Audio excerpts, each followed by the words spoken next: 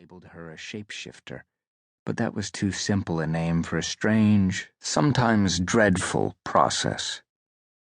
She stripped down to a matte black bikini that fit perfectly with her purpose, crammed her shed clothing into a stuff sack, and hung it from a hook on the back of the stall door. Now came the hard part.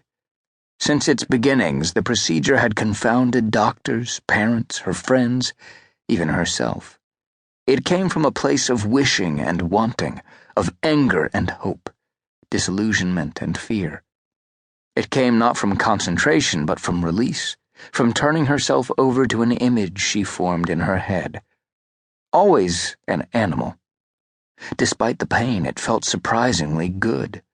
Delicious, even. As colorful lines raised like welts on her skin, her muscles began responding as well, pulling and bending her limbs, her bones, into contortions seen only at the circus. Here in the tiny bathroom stall, browns and blacks crept up her legs. Long gray hairs were drawn across her belly, forming what looked like fur. Her back began to arch, her neck and head to invert. Her back bend continued until she threw her hands over her head to catch herself, her pose like that of a gymnast, feet flat on the floor, hips and chest stretching high in a backward arch, head hanging, arms outreaching. The stinging that covered her body cooled somewhat, and she knew the drawing, as she thought of it, was complete.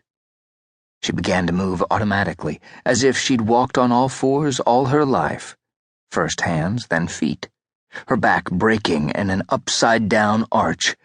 Immediately, there were blood-curdling screams. The slapping of sandals on tiles sounded like hands clapping. The girls and women rushed from the restroom in panic, fleeing the giant tarantula.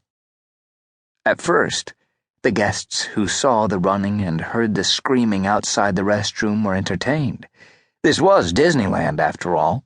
But the panicked cries seemed so real, and the women doing the screaming so terrified. The entertainment element passed as the King Kong of spiders arrived into the sunshine.